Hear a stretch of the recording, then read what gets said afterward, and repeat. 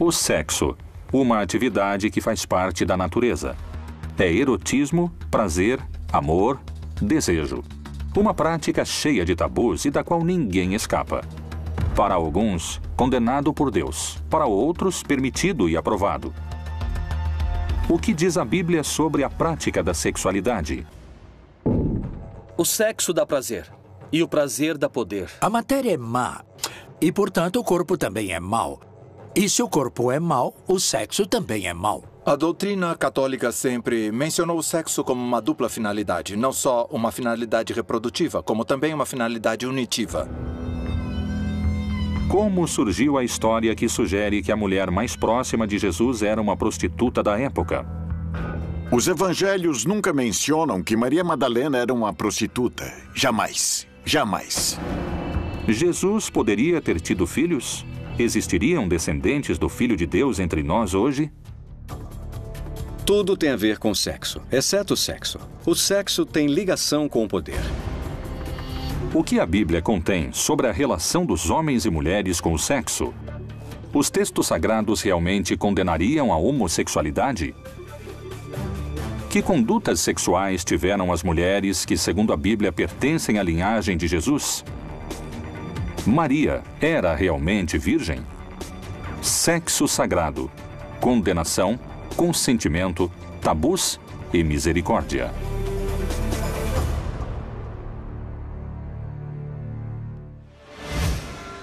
Os evangelhos relatam a vida de Jesus. Os apóstolos são fundamentais nessa parte da história. Todavia, uma mulher ocupa um papel de importância singular na vida de Cristo: Maria Madalena. Que mistério há por trás da relação entre ela e Jesus? Foi uma fiel discípula? Ou, como alguns especialistas sustentam, sua amante?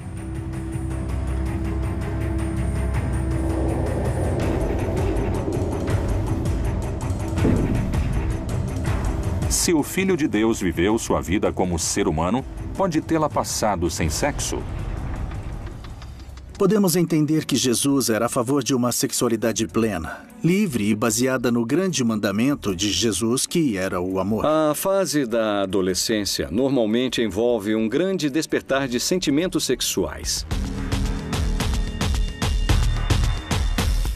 Mas também envolve uma explosão de sentimentos amorosos e românticos. Frequentemente, esses sentimentos costumam vir juntos, e é uma combinação muito poderosa. É impossível não ter existido experiências amorosas. Não pode não ter existido um casal. Quando se acredita que isso rebaixa Jesus, é justamente o contrário. Jesus era um homem absolutamente livre. Livre. O Novo Testamento não descreve a vida de Jesus entre a puberdade e os 30 anos. Que mistério ocultam esses anos perdidos? No filme A Última Tentação de Cristo, Maria Madalena é uma amiga de infância de Jesus. E o filme dá a entender que os dois haviam prometido se amar, Jesus e Maria Madalena. Quando Jesus foi chamado por Deus para uma missão especial, então ele tem que abandonar essa ideia de viver com Maria Madalena e depois Maria Madalena queixou-se a ele. É possível, eram aldeias muito pequenas e muito próximas. Maria Madalena foi excluída dos textos bíblicos. Ela teve um papel importantíssimo dentro de toda a comunidade que esteve com Jesus. Ela é quem está com Jesus na ressurreição, está presente. E isso indica uma relação muito forte entre os dois. Entre as discípulas de Jesus que aparecem no Novo Testamento, um lugar especial ocupa Maria de Magdala. Certamente o momento mais importante está no Evangelho de João, no final, porque Maria está presente na ressurreição. Nesse sentido, Maria ocupa um lugar muito especial porque havia sido libertada de demônios, havia sido perdoada por Jesus. Ela era uma discípula especial. Madalena poderia ser a mulher que mais amou o Salvador, segundo os evangelhos apócrifos, ou a mulher beijada por Jesus no Evangelho de Felipe? O Evangelho de Felipe tem textos muito polêmicos para o cristianismo de hoje, porque diz textualmente: que a companheira do mestre se chamava Miriam e nasceu em Magdala, ou seja, Maria a Madalena. Que mistério guardam esses evangelhos que ficaram ocultos durante 18 séculos? Ele a amava mais que a todos os discípulos e costumava beijá-la frequentemente em seus... O texto diz que era companheira de Jesus e que Jesus costumava beijá-la em seus e ficou cortado. E por isso não sabemos o que seria esses seus que ele beijava. E os apóstolos se ofendiam por isso. E diz o texto que Pedro perguntou a Jesus: "E por que não nos beija assim?" Então Jesus respondeu: "É porque eu a amo."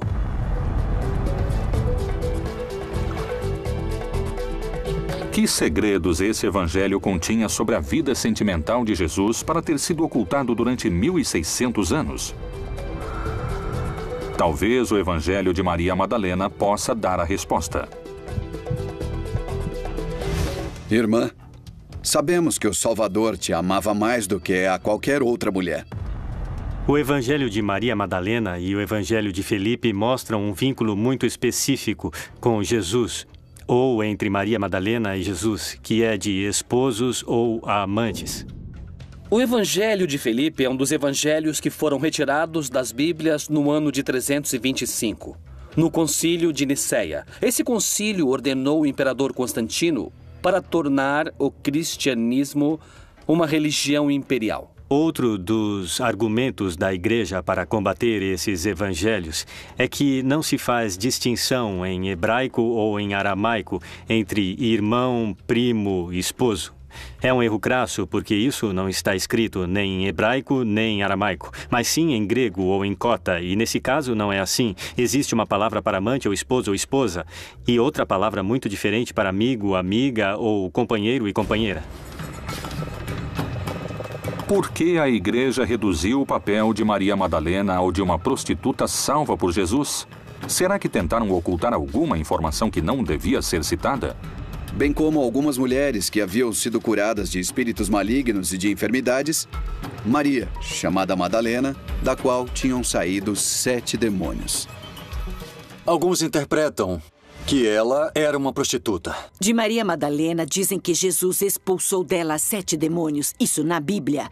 Obviamente, uma interpretação patriarcal o associa imediatamente com os homens. Ela é pecadora porque teve 7 amantes ou maridos.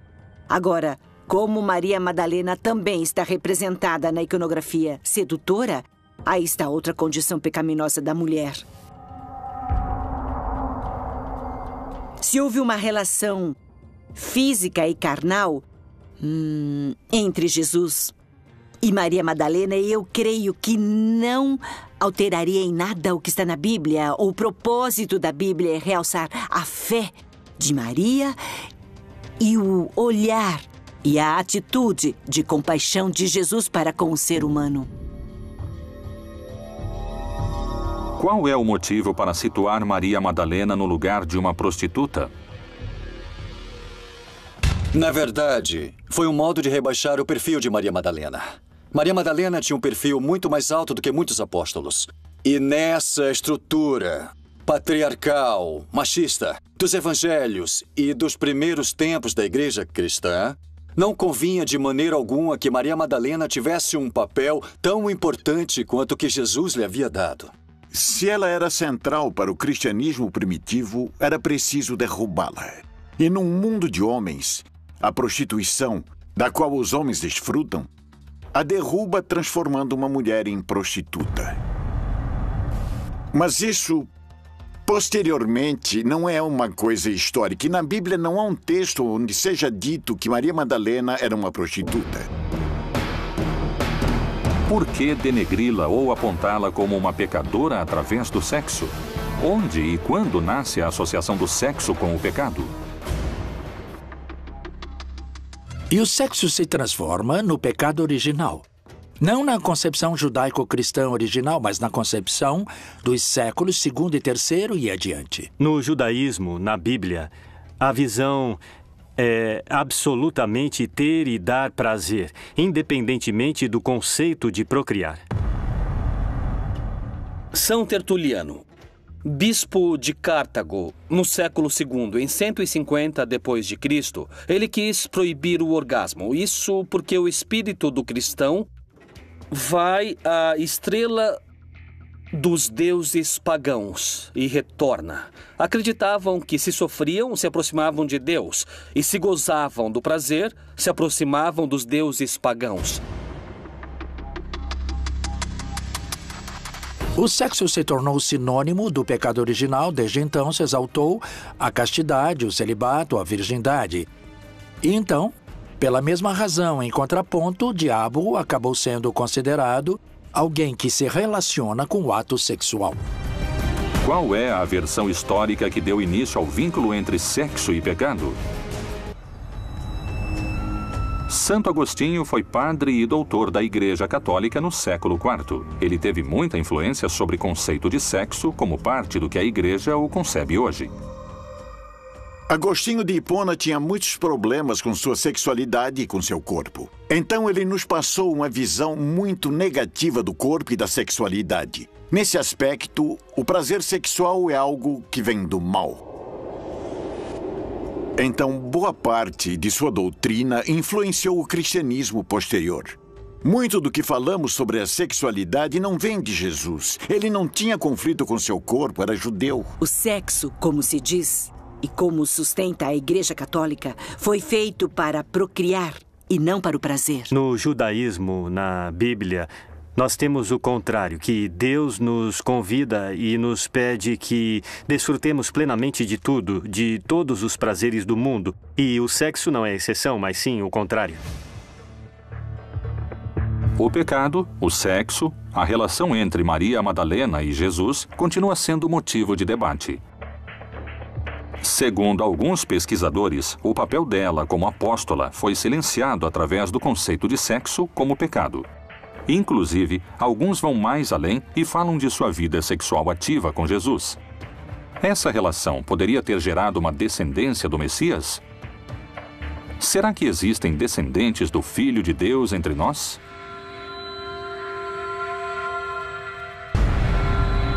Segundo alguns pesquisadores, a relação entre Maria Madalena e Jesus foi mais além do amor espiritual e pode ter deixado descendentes fruto das relações sexuais entre ambos. Talpiot, um bairro de Jerusalém, 28 de março de 1980. Um grupo de pesquisadores cava a terra para colocar os alicerces de um edifício e encontra uma antiga tumba. Que mistério estava enterrado nesse sepulcro? Não se publicou nenhum artigo sobre os restos em nenhum lugar. Eu disse, há 6 nomes, inscrições, que se encontravam junto aos restos que eram muito incomuns. E alguém teria que ter percebido como eram incomuns. E 5 desses 6 nomes tinham uma conexão óbvia com a família de Jesus de Nazaré. Miriam, Maria, Yeshua, Ben-Sho Yosef, não Ben-Sho Ruben ou Ben-Sho Moisés, mas Ben-Sho Yosef. E Yehudá, Ben-Sho Yeshua. Não tem nenhuma conexão bíblica e, de repente, vemos uma nova figura na família bíblica. Temos, de repente, um Yehudá, filho de Jesus, de Yeshua. Os diretores do laboratório de Lakehead, em Ontário, Canadá, fizeram uma análise do DNA dos restos encontrados e determinaram que os tecidos das ossadas de Jesuá, Mariamene e Mara não estavam relacionados. Não eram irmãos, nem mãe e filho, ou pai e filha.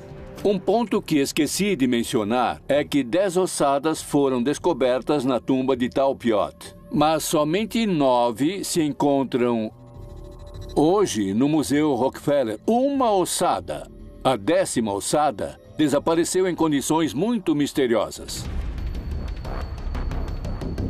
A descoberta da suposta tumba de Jesus suscitou a hipótese da existência de Judá, filho do Messias, com Maria Madalena.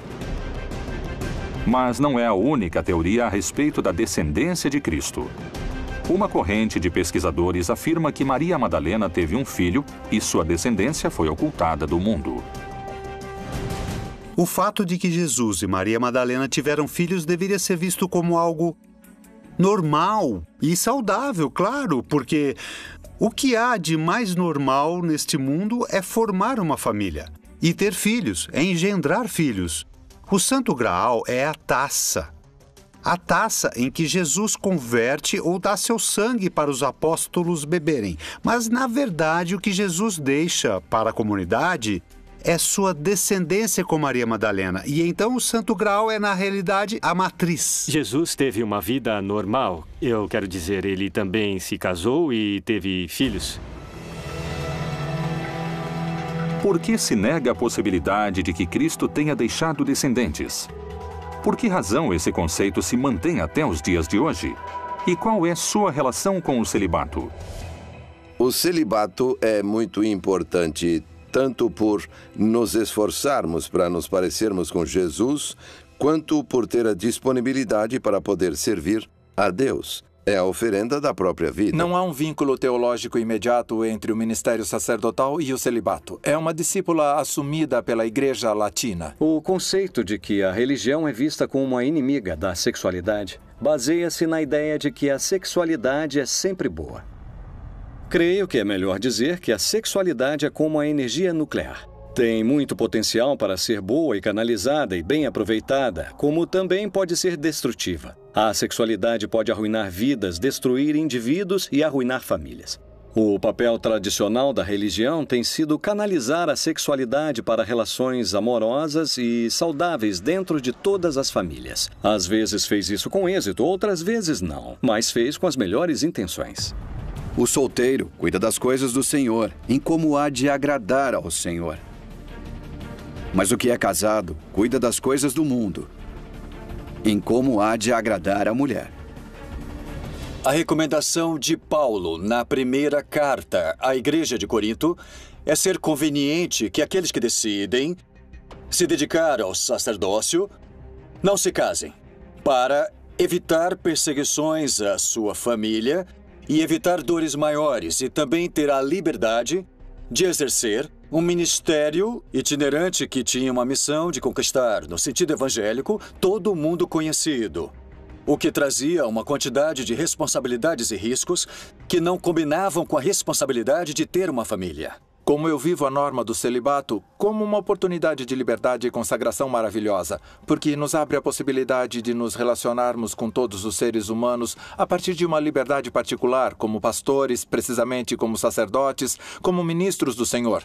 E, num nível muito prático, me dá uma grande liberdade. Não tenho que me responsabilizar por uma esposa, por filhos, mas, ao mesmo tempo, me dá a oportunidade de me relacionar profundamente com os demais. O celibato provavelmente é possível para os que têm uma natureza sexual não tão forte, mas para os que têm uma natureza sexual muito forte, seria quase impossível ser celibatário.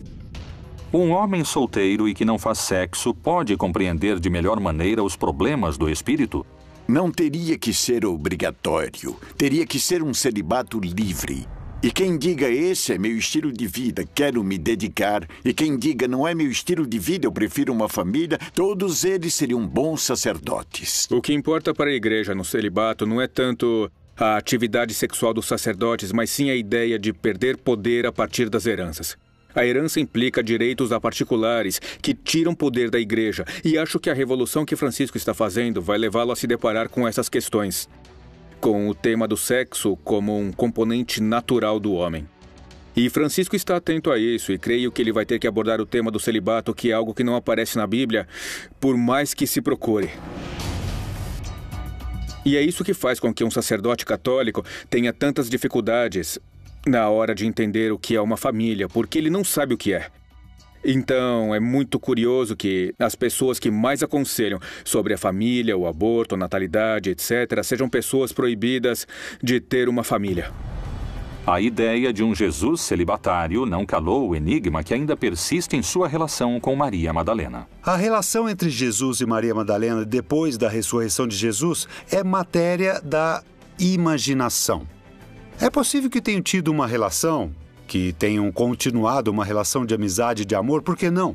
Mas se não entendemos a ressurreição assim como é o meu caso e como alguns textos do Novo Testamento não a entender, então é inútil falar da relação sexual, física ou genital entre Maria Madalena e Jesus. E esse vínculo continuará fazendo parte dos mistérios dos textos sagrados, assim como os frutos dessa relação. A Bíblia apresenta outras mulheres importantes para Jesus, em cujas vidas o sexo teve um papel preponderante. Na ascendência de Jesus, existem algumas mulheres, por exemplo, Tamar, que precisou se passar por prostituta, Raabe, que era uma prostituta, Ruth, que era uma não-judia da cidade de Moabe, inimiga dos judeus, Betsabá, que foi acusada de adultério, e a própria Maria, uma jovem que as pessoas não acreditavam que havia sido engravidada pelo Espírito Santo. E esses são os tipos de mulheres mencionadas na genealogia de Jesus Cristo. E você pode pensar, que tipo de família tem esse homem? Que tipo de antecedentes familiares? Estrangeiras, prostitutas? Qual relato bíblico vincula Tamar com a prostituição? Tamar era casada com uma pessoa que morreu.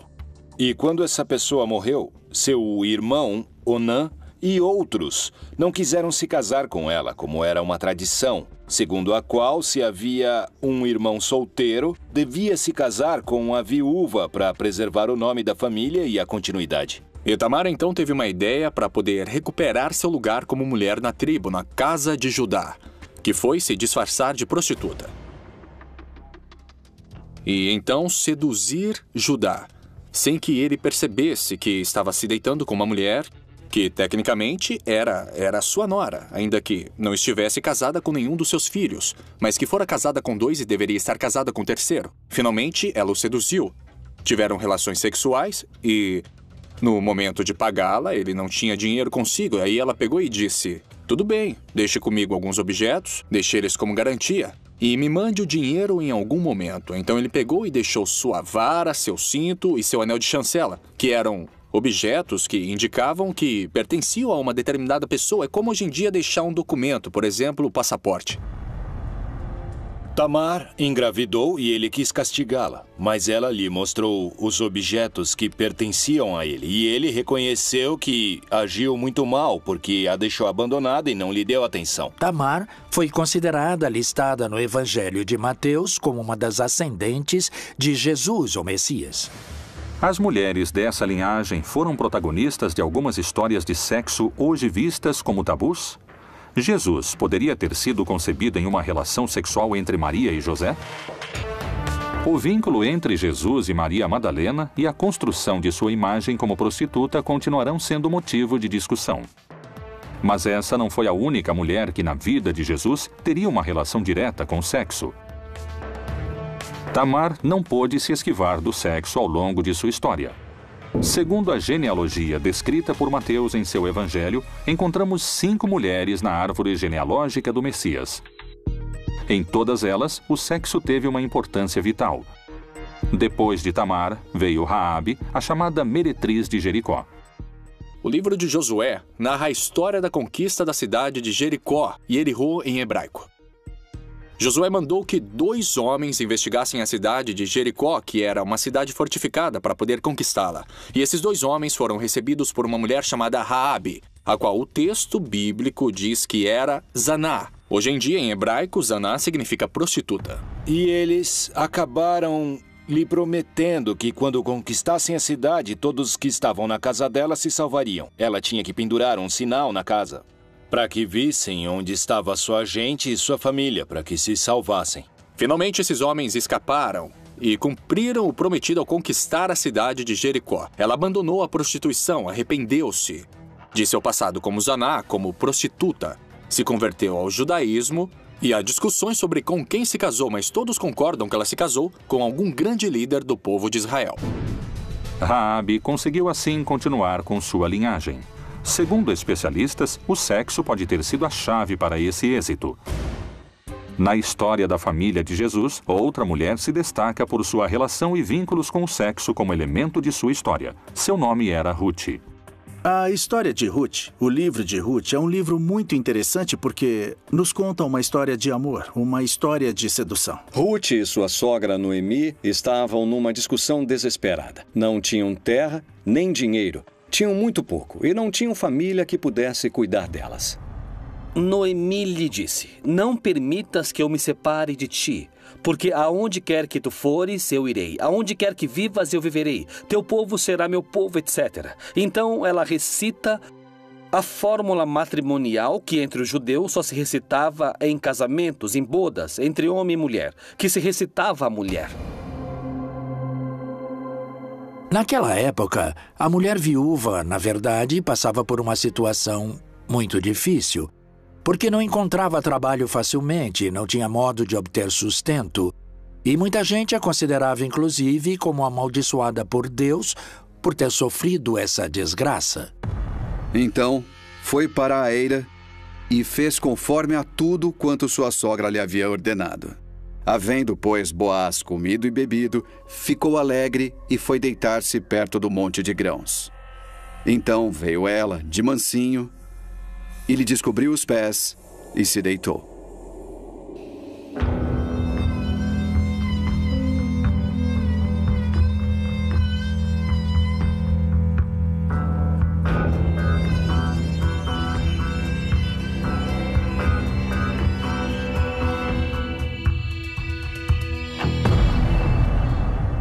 Quando Ruth se aproximou desse parente distante chamado Boaz, buscando o matrimônio no campo durante a época da colheita de trigo, ela lhe descobriu os pés, indicando para este parente que ela já estava disponível. Essa ação está relacionada tanto com o fato econômico como romântico. Ela lhe está dizendo: por favor, cuide de mim. Ela não ofereceu favores sexuais a Boaz. Ela indicou que estava disponível para ele, que estava interessada e, basicamente, lhe rogou que cuidasse dela, casando-se com ela. Noemi sabia que Ruth podia ser apedrejada se não tivesse filhos. Então, lhe pergunta: de quem você gosta? E ela disse: gosto dele. Ela teve um filho com Boaz e voltou a viver com a sogra. E já não podiam matá-la porque era fértil, mas viveram juntas a vida toda. Uma mulher idosa e uma mulher bem jovem, que era o modelo de par na antiguidade. Uma pessoa mais velha que transmitia sabedoria através da sexualidade, da intimidade, à pessoa mais nova. E mesmo não sendo judia, ela seria avó de, ninguém menos que o rei Davi. O vínculo entre essas duas mulheres poderia ter sido uma relação de amor e sexo? Como chamamos hoje duas mulheres que vivem juntas a vida toda porque se amam? Lésbicas. Qual é o argumento dos conservadores? Eles dizem que não houve sexo, que elas viveram como freiras. Bom, isso é uma questão de interpretação de cada um, mas aí aparece uma fórmula de que, se tivesse sido homem e mulher, teríamos assumido que havia um contexto sexual ou erótico. Betsabá, a amante do rei Davi, é outra das mulheres que se destacam na linhagem de Jesus. Mais uma mulher que não pôde evitar as práticas sexuais ao longo de sua história. É a mulher que Davi viu quando nua. Ele se apaixonou por ela e mandou matar Urias para ficar com ela. E tiveram um filho que mais tarde se tornou o rei Salomão, Betsabá. Independentemente de ser adultério ou não na época em que o texto foi escrito, Betsabá foi a quarta mulher na história da linhagem de Cristo que teve uma conduta sexual que hoje seria reprovada. Para alguns, a quinta mulher é a mais importante de todas. Em sua história, o sexo também está presente, ainda que por sua ausência. Segundo o relato, ela não teve contato carnal, concebeu sem sexo, era imaculada. Qual é o verdadeiro mistério que se esconde por trás da Virgem Maria? A Virgem Maria é o protótipo da mãe, é a mulher imaculada. A prostituição implica em sujar alguma coisa, não é? É a palavra prostituição, é o sentido da palavra, enquanto que a virgindade implicaria na fidelidade. E entrando o anjo onde ela estava, disse: Salve, agraciada, o Senhor é contigo, bendita és tu entre as mulheres. A anunciação como acontecimento que tem Maria como personagem encontra-se no Evangelho de São Lucas. O texto narra que Maria estava em um lugar que se encontrava normalmente em Nazaré. E então se fez presente o arcanjo Gabriel, que começa um diálogo com Maria. Ele a chama, diz que é bem-aventurada e que ela foi eleita para ser a mãe de Deus. O anjo espera uma resposta. Ela, surpresa, pergunta como poderia ser isso. E, quando entende de alguma maneira o mistério que está por acontecer, ela diz: de acordo, que se faça o que me disseste. E o anjo se retira da sua presença e Maria estava grávida. Maria foi realmente uma mulher virgem? Ou existem teorias que contradizem essa crença? Alguns pesquisadores explicam que o primeiro problema reside na tradução dos fatos realizada por Mateus. Em grego, o evangelho nunca diz que ela era virgem. Dizem kore, que significa que menstruou pela primeira vez. Menstruada, o que se traduzia no espanhol antigo como donzela. A donzela era uma púbere, não necessariamente virgem, muito menos nessa época, em que aos 12, 13, 14 anos já estavam vivendo a metade de suas vidas. Então, numa região desértica, a fertilidade é um valor primordial na religião. Que todo sêmen seja fértil, disse Isaías. A profecia de Isaías, que fala de uma virgem, está na primeira parte do livro de Isaías. Na verdade, no sentido direto, no sentido literal, não fala de uma virgem, fala de uma jovem mulher. Essa jovem mulher não necessariamente era virgem. No entanto, a leitura que o Evangelho de Mateus faz dessa citação é uma leitura em que já se integrou essa citação como um anúncio de virgindade. Segundo a Bíblia, sem essas 5 mulheres, Jesus não teria nascido. Todas elas protagonizaram histórias que têm o sexo como verdadeiro protagonista. O Novo Testamento diz que esse tipo de mulheres foram a ascendência familiar de Jesus. Mas a Bíblia não as condena nem as assinala como pecadoras. Porque parece que em outras passagens ela o faz com as prostitutas, as adúlteras ou inclusive com a homossexualidade. O que diz a Bíblia sobre esses temas de enorme controvérsia ao redor do mundo? A história das mulheres da linhagem de Jesus está intimamente ligada ao sexo. O sexo, um mistério difícil de desvendar. Um enigma tão importante que está presente desde o Gênesis. No capítulo 2, Deus fala com Adão, o primeiro homem, e lhe dá uma mensagem que gerou uma infinidade de interpretações e de debates.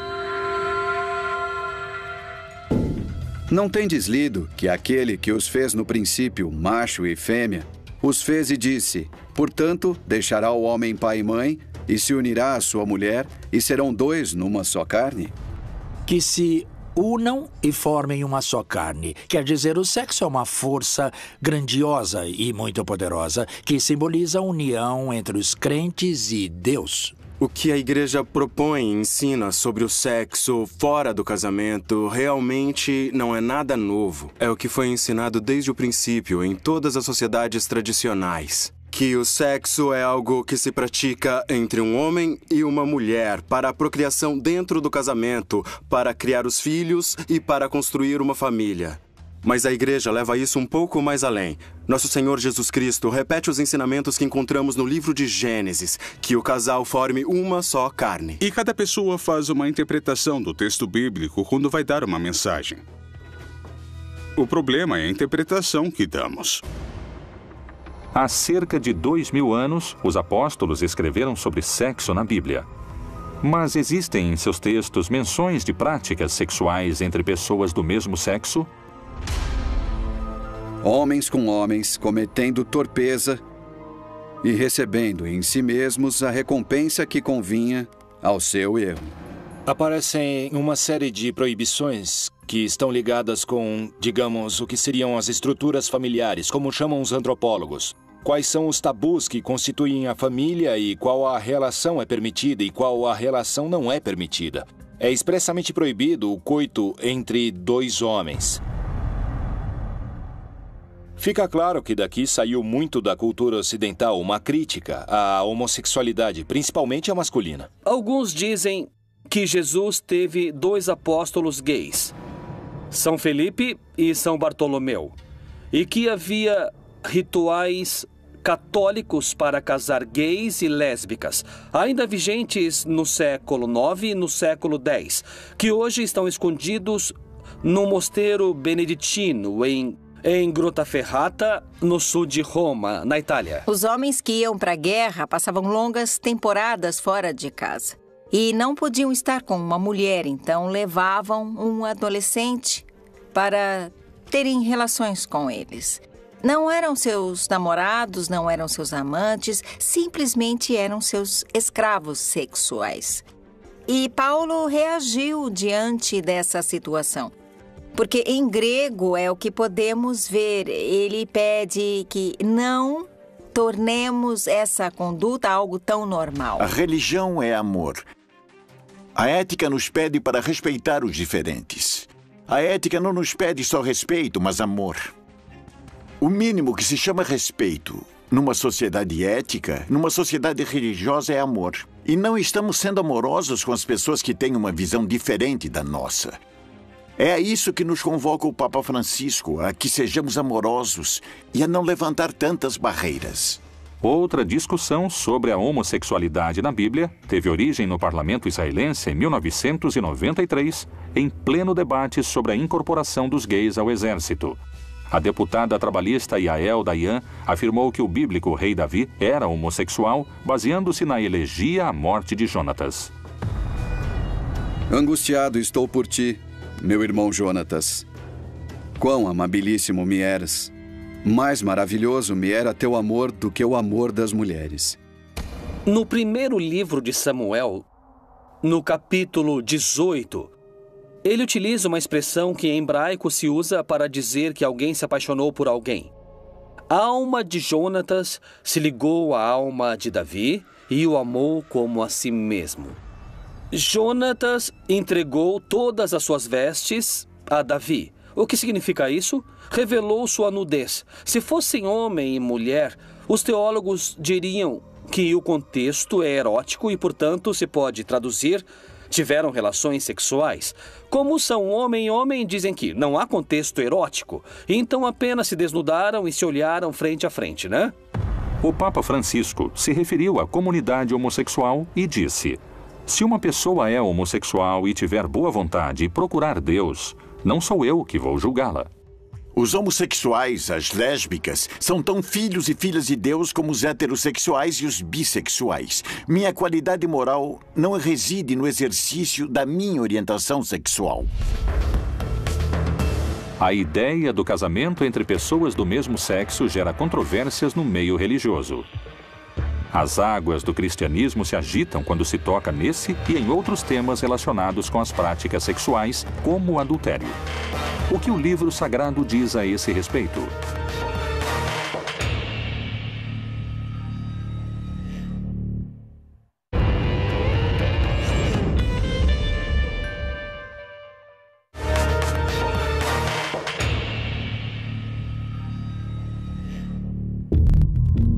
Os heróis da Bíblia parecem ter sido, antes de tudo, seres humanos, com as mesmas necessidades e escolhas sexuais que qualquer cidadão da atualidade.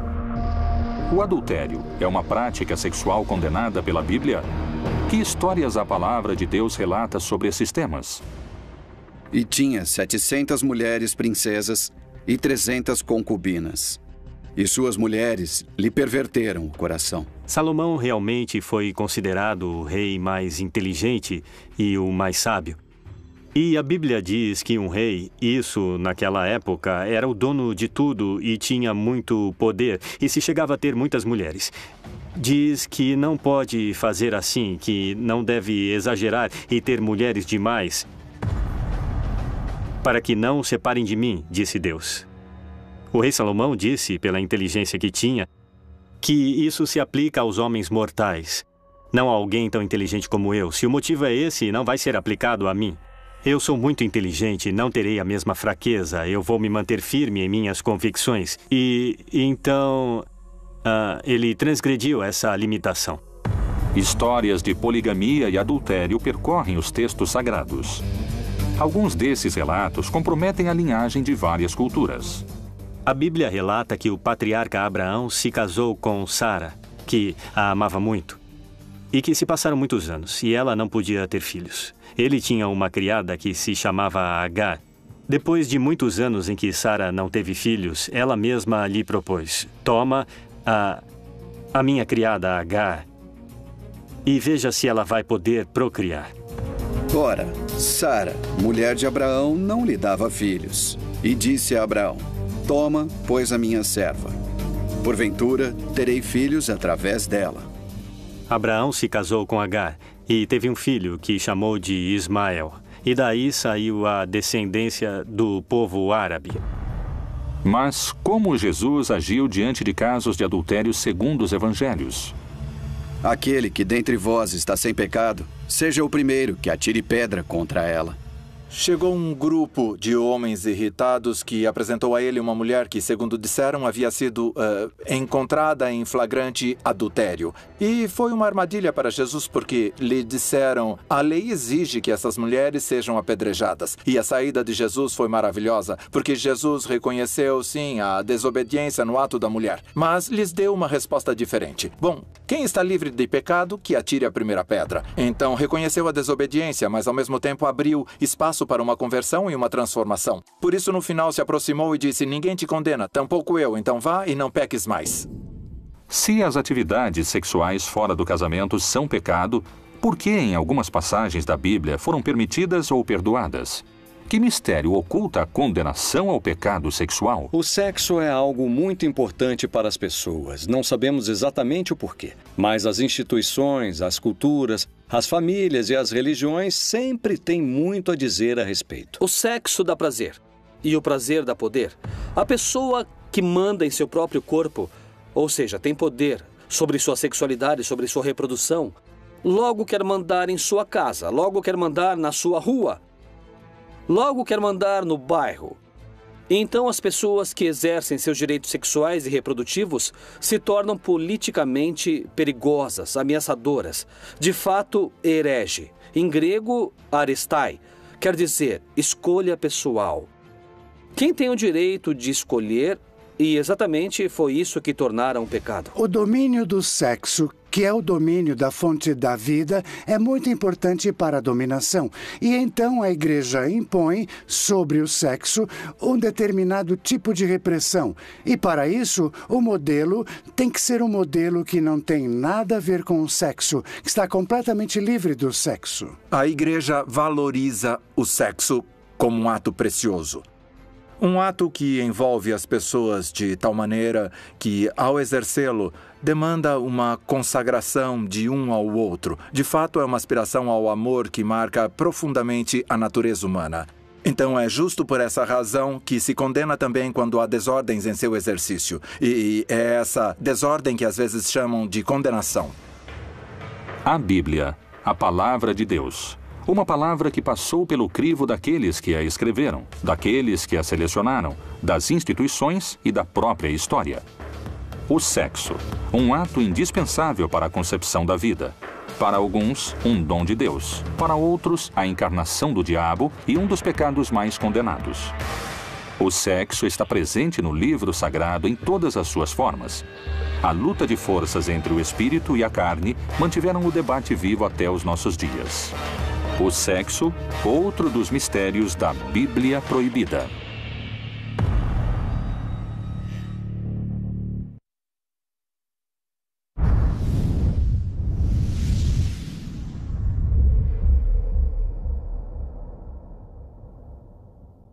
Foi silenciado através do conceito de sexo como pecado. Inclusive, alguns vão mais além e falam de sua vida sexual ativa com Jesus. Essa relação poderia ter gerado uma descendência do Messias? Será que existem descendentes do Filho de Deus entre nós?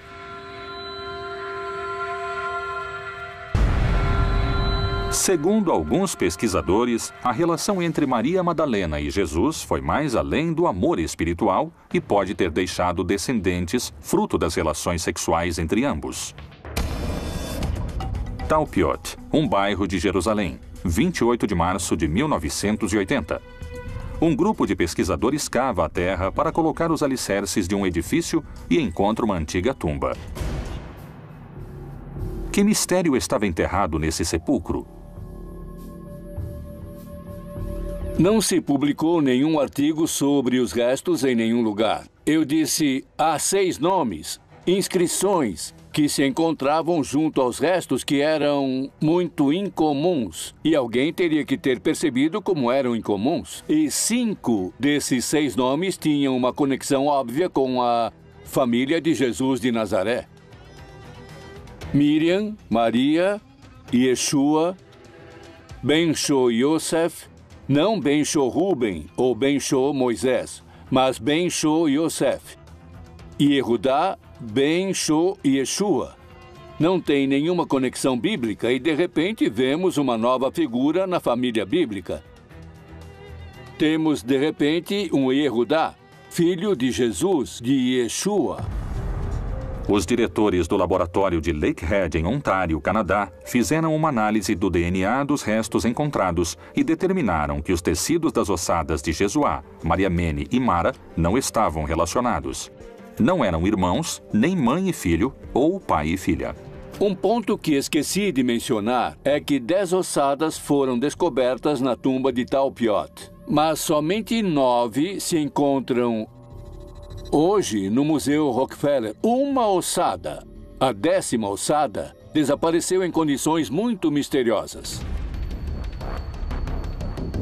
A descoberta da suposta tumba de Jesus suscitou a hipótese da existência de Judá, filho do Messias, com Maria Madalena. Mas não é a única teoria a respeito da descendência de Cristo. Uma corrente de pesquisadores afirma que Maria Madalena teve um filho e sua descendência foi ocultada do mundo. O fato de que Jesus e Maria Madalena tiveram filhos deveria ser visto como algo normal e saudável, claro, porque o que há de mais normal neste mundo é formar um... E fez conforme a tudo quanto sua sogra lhe havia ordenado.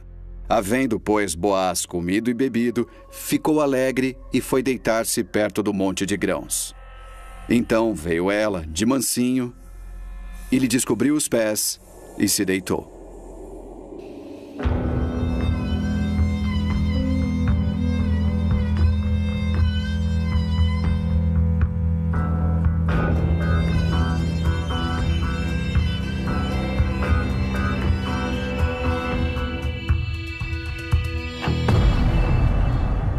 Quando Ruth se aproximou desse parente distante chamado Boaz, buscando o matrimônio no campo durante a época da colheita de trigo, ela lhe descobriu os pés, indicando para este parente que ela já estava disponível. Essa ação está relacionada tanto com o fato econômico como romântico. Ela lhe está dizendo, por favor, cuide de mim.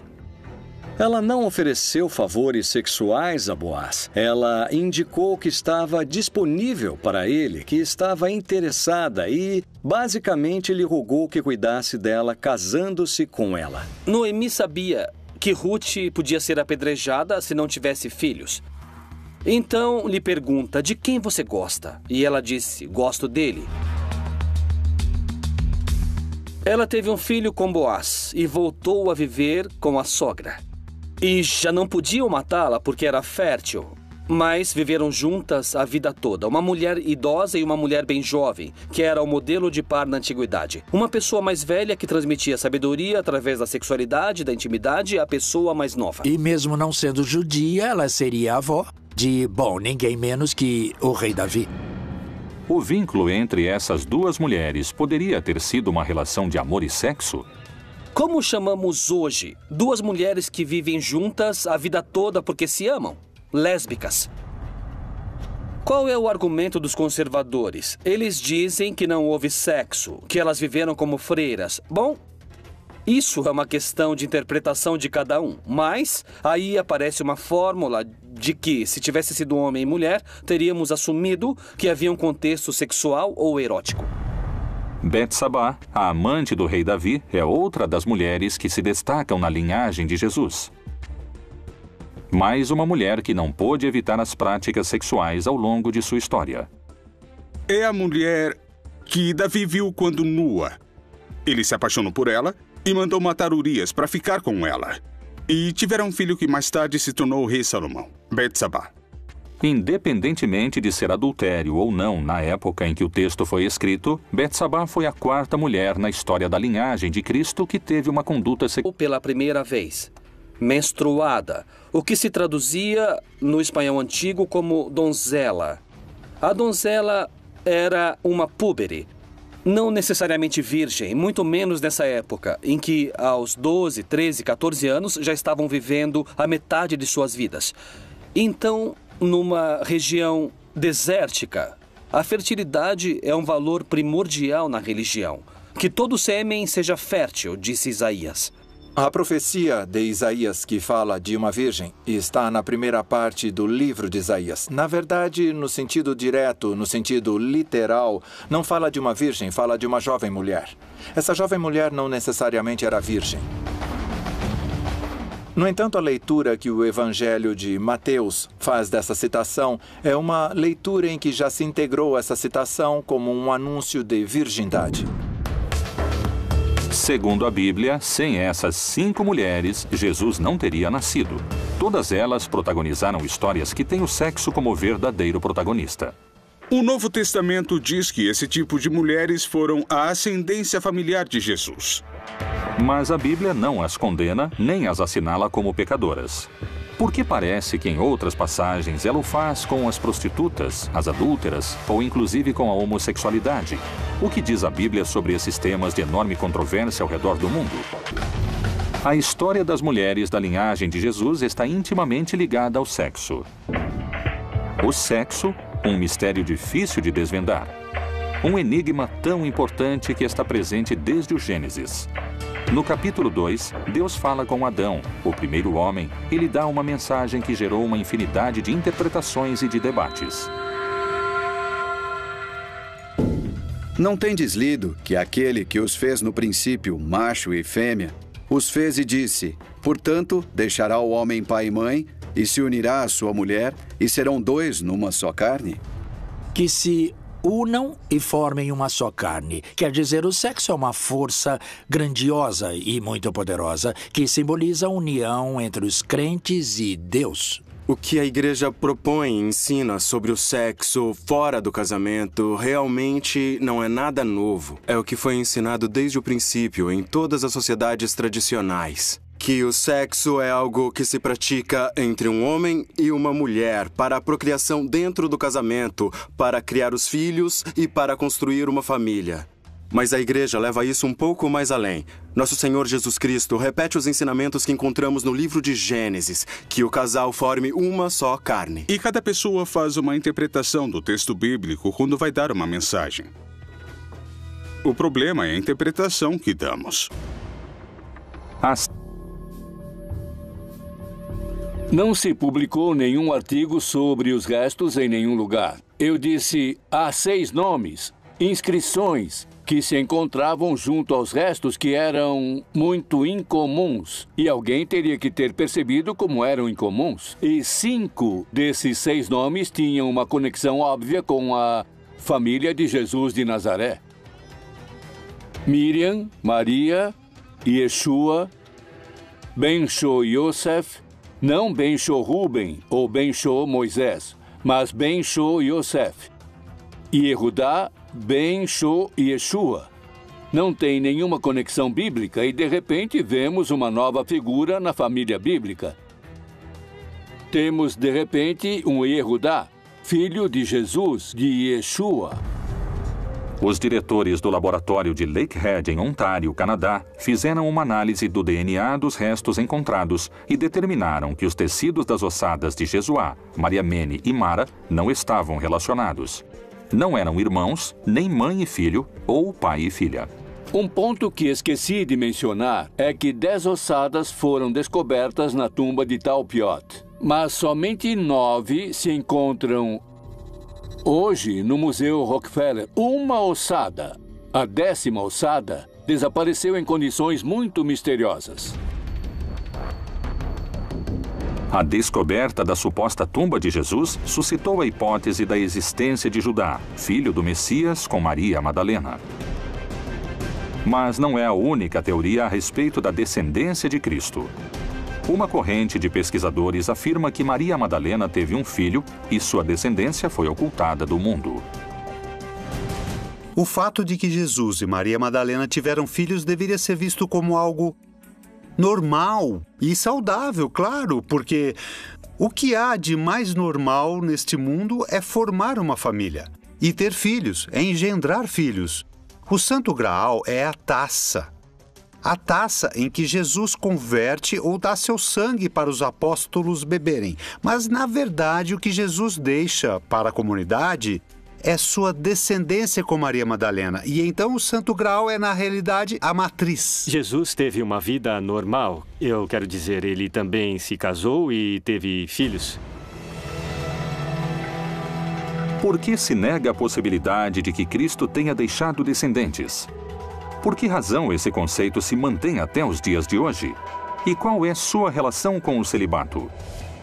O celibato é muito importante tanto por nos esforçarmos para nos parecermos com Jesus, quanto por ter a disponibilidade para poder servir a Deus. As assinala como pecadoras. Porque parece que em outras passagens ela o faz com as prostitutas, as adúlteras ou inclusive com a homossexualidade.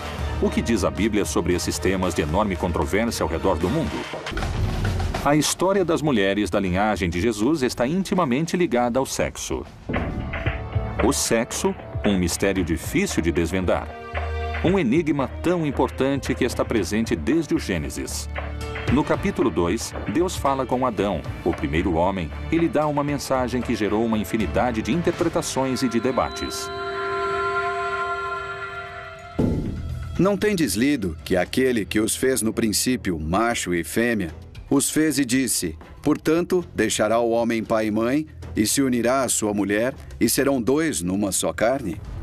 Que se unam e formem uma só carne. Quer dizer, o sexo é uma força grandiosa e muito poderosa que simboliza a união entre os crentes e Deus. O que a igreja propõe e ensina sobre o sexo fora do casamento realmente não é nada novo. É o que foi ensinado desde o princípio em todas as sociedades tradicionais. Que o sexo é algo que se pratica entre um homem e uma mulher para a procriação dentro do casamento, para criar os filhos e para construir uma família. Mas a igreja leva isso um pouco mais além.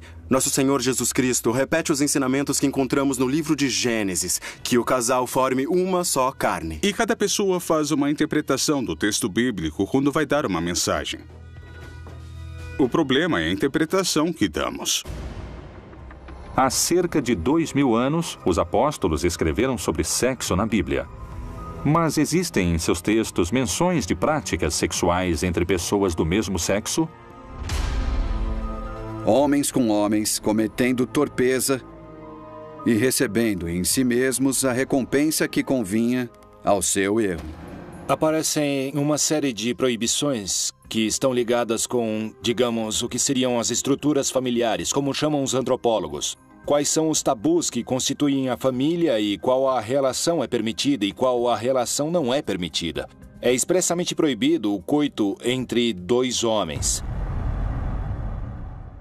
Fica claro que daqui saiu muito da cultura ocidental uma crítica à homossexualidade, principalmente a masculina. Alguns dizem que Jesus teve 2 apóstolos gays, São Felipe e São Bartolomeu, e que havia rituais católicos para casar gays e lésbicas, ainda vigentes no século IX e no século X, que hoje estão escondidos no mosteiro beneditino em Grottaferrata, no sul de Roma, na Itália. Os homens que... Em Grottaferrata, no sul de Roma, na Itália. Os homens que iam para a guerra passavam longas temporadas fora de casa. E não podiam estar com uma mulher, então levavam um adolescente para terem relações com eles. Não eram seus namorados, não eram seus amantes, simplesmente eram seus escravos sexuais. E Paulo reagiu diante dessa situação. Porque em grego é o que podemos ver. Ele pede que não tornemos essa conduta algo tão normal. A religião é amor. A ética nos pede para respeitar os diferentes. A ética não nos pede só respeito, mas amor. O mínimo que se chama respeito numa sociedade ética, numa sociedade religiosa, é amor. E não estamos sendo amorosos com as pessoas que têm uma visão diferente da nossa. É a isso que nos convoca o Papa Francisco, a que sejamos amorosos e a não levantar tantas barreiras. Outra discussão sobre a homossexualidade na Bíblia teve origem no parlamento israelense em 1993, em pleno debate sobre a incorporação dos gays ao exército. A deputada trabalhista Yael Dayan afirmou que o bíblico rei Davi era homossexual, baseando-se na elegia à morte de Jonatas. Angustiado estou por ti, meu irmão Jonatas. Quão amabilíssimo me eras.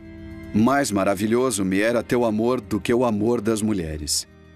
No primeiro livro de Samuel, no capítulo 18, ele utiliza uma expressão que em hebraico se usa para dizer que alguém se apaixonou por alguém. A alma de Jonatas se ligou à alma de Davi e o amou como a si mesmo. Jonatas entregou todas as suas vestes a Davi. O que significa isso? Revelou sua nudez. Se fossem homem e mulher, os teólogos diriam que o contexto é erótico e, portanto, se pode traduzir: tiveram relações sexuais.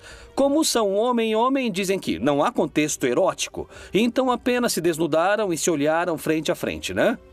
O Papa Francisco se referiu à comunidade homossexual e disse: se uma pessoa é homossexual e tiver boa vontade e procurar Deus, não sou eu que vou julgá-la. Os homossexuais, as lésbicas, são tão filhos e filhas de Deus como os heterossexuais e os bissexuais. Minha qualidade moral não reside no exercício da minha orientação sexual. A ideia do casamento entre pessoas do mesmo sexo gera controvérsias no meio religioso. As águas do cristianismo se agitam quando se toca nesse e em outros temas relacionados com as práticas sexuais, como o adultério. O que o livro sagrado diz? E costumava beijá-la frequentemente em seus... O texto diz que era companheira de Jesus e que Jesus costumava beijá-la em seus e ficou cortado. E por isso não sabemos o que seria esses seus que ele beijava. E os apóstolos se ofendiam por isso. E diz o texto que Pedro perguntou a Jesus: e por que não nos beija assim? Então Jesus respondeu: é porque eu a amo.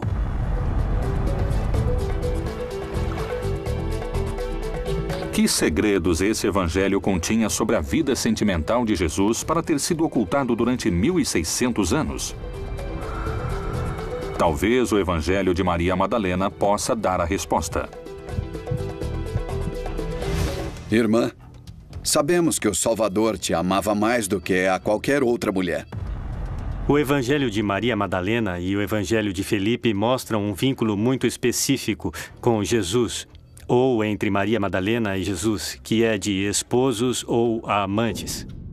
O Evangelho de Felipe é um dos evangelhos que foram retirados das Bíblias no ano de 325, no Concílio de Nicéia. Esse concílio ordenou o imperador Constantino para tornar o cristianismo uma religião imperial. Outro dos argumentos da Igreja para combater esses evangelhos é que não se faz distinção em hebraico ou em aramaico entre irmão, primo e esposo. É um erro crasso porque isso não está escrito nem em hebraico nem em aramaico, mas sim em grego ou em cota, e nesse caso não é assim. Existe uma palavra para amante ou esposo ou esposa e outra palavra muito diferente para amigo, amiga ou companheiro e companheira. Por que a igreja reduziu o papel de Maria Madalena ao de uma prostituta salva por Jesus? Será que tentaram ocultar alguma informação que não devia ser citada? Bem como algumas mulheres que haviam sido curadas de espíritos malignos e de enfermidades, Maria, chamada Madalena, da qual tinham saído 7 demônios. Alguns interpretam que ela era uma prostituta. De Maria Madalena dizem que Jesus expulsou dela 7 demônios. Isso na Bíblia. Obviamente, uma interpretação patriarcal o associa imediatamente com os homens. Ela é pecadora porque teve 7 amantes ou maridos. Agora, como Maria Madalena também está representada na iconografia sedutora, aí está outra condição pecaminosa da mulher. Se houve uma relação física e carnal entre Jesus e Maria Madalena, eu creio que não alteraria em nada o que está na Bíblia. O propósito da Bíblia é realçar a fé de Maria. De uma mulher virgem? Ou existem teorias que contradizem essa crença? Alguns pesquisadores explicam que o primeiro problema reside na tradução dos fatos realizada por Mateus. Em grego, o evangelho nunca diz que ela era virgem. Dizem kore, que significa que menstruou pela primeira vez. Menstruada, o que se traduzia no espanhol antigo como donzela. A donzela era uma púbere, não necessariamente virgem, muito menos nessa época, em que aos 12, 13, 14 anos já estavam vivendo a metade de suas vidas. Então, numa região desértica, a fertilidade é um valor primordial na religião. Que todo sêmen seja fértil, disse Isaías. A profecia de Isaías que fala de uma virgem está na primeira parte do livro de Isaías. Na verdade, no sentido direto, no sentido literal, não fala de uma virgem, fala de uma jovem mulher. Essa jovem mulher não necessariamente era virgem. No entanto, a leitura que o Evangelho de Mateus faz dessa citação é uma leitura em que já se integrou essa citação como um anúncio de virgindade. Segundo a Bíblia, sem essas 5 mulheres, Jesus não teria nascido.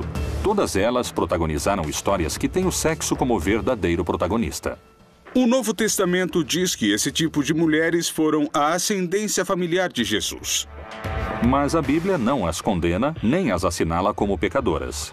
Porque parece que em outras passagens ela o faz com as prostitutas, as adúlteras ou inclusive com a homossexualidade. O que diz a Bíblia sobre esses temas de enorme controvérsia ao redor do mundo? A história das mulheres da linhagem de Jesus está intimamente ligada ao sexo. O sexo, um mistério difícil de desvendar. Um enigma tão importante que está presente desde o Gênesis. No capítulo 2, Deus fala com Adão, o primeiro homem, e lhe dá uma mensagem que gerou uma infinidade de interpretações e de debates. Não tendes lido que aquele que os fez no princípio, macho e fêmea, os fez e disse: portanto, deixará o homem pai e mãe, e se unirá à sua mulher, e serão 2 numa só carne? Que se unam e formem uma só carne. Quer dizer, o sexo é uma força grandiosa e muito poderosa que simboliza a união entre os crentes e Deus. O que a igreja propõe e ensina sobre o sexo fora do casamento realmente não é nada novo. É o que foi ensinado desde o princípio em todas as sociedades tradicionais. Que o sexo é algo que se pratica entre um homem e uma mulher para a procriação dentro do casamento, para criar os filhos e para construir uma família. Mas a igreja leva a reduzir o papel de Maria Madalena ao de uma prostituta salva por Jesus? Será que tentaram ocultar alguma informação que não devia ser citada?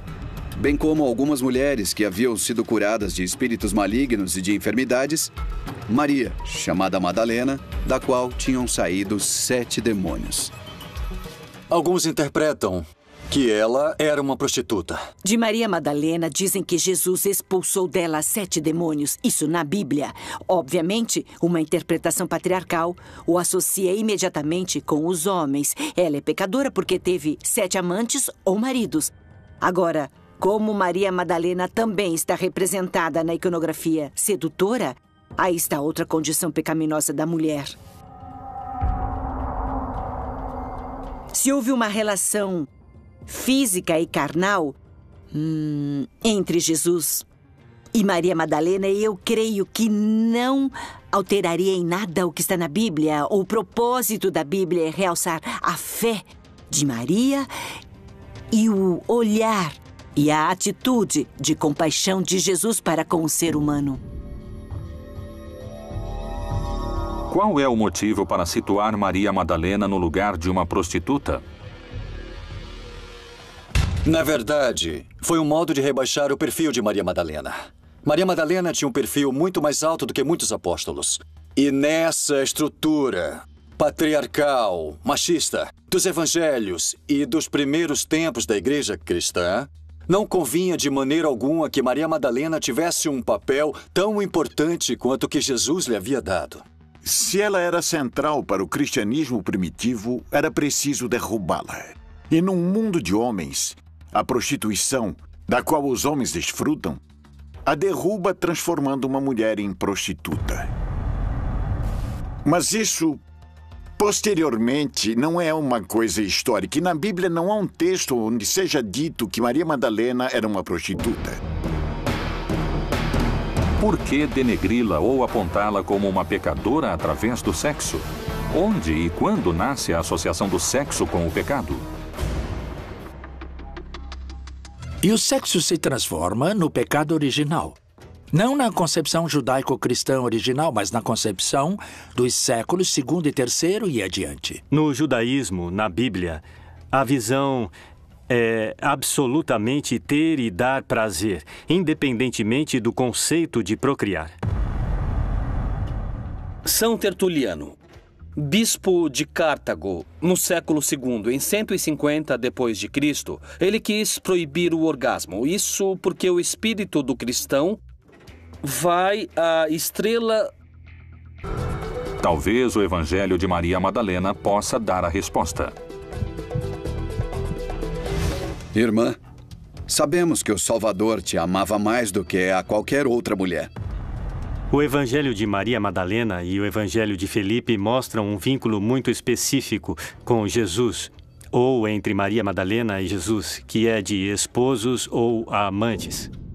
O Evangelho de Felipe é um dos evangelhos que foram retirados das Bíblias no ano de 325, no Concílio de Nicéia. Esse concílio ordenou o imperador Constantino para tornar o cristianismo uma religião imperial. Outro dos argumentos da Igreja para combater esses evangelhos é que não se faz distinção em hebraico ou em aramaico entre irmão, primo, esposo.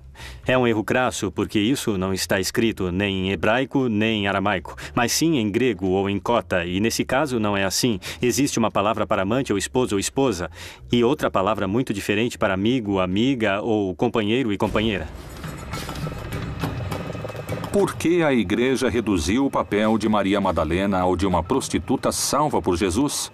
Será que tentaram ocultar alguma informação que não devia ser citada?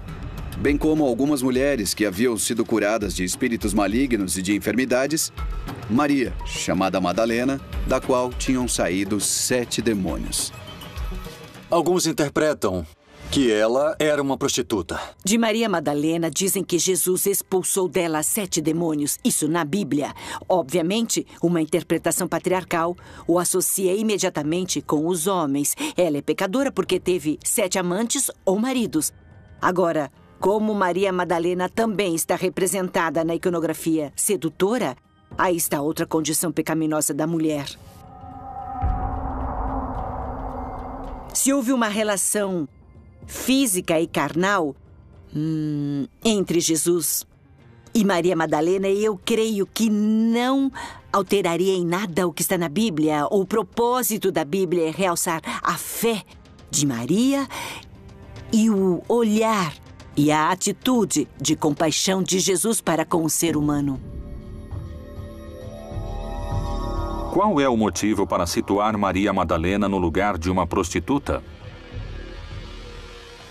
Na verdade, foi um modo de rebaixar o perfil de Maria Madalena. Maria Madalena tinha um perfil muito mais alto do que muitos apóstolos. E nessa estrutura patriarcal, machista, dos evangelhos e dos primeiros tempos da igreja cristã, não convinha de maneira alguma que Maria Madalena tivesse um papel tão importante quanto o que Jesus lhe havia dado. Se ela era central para o cristianismo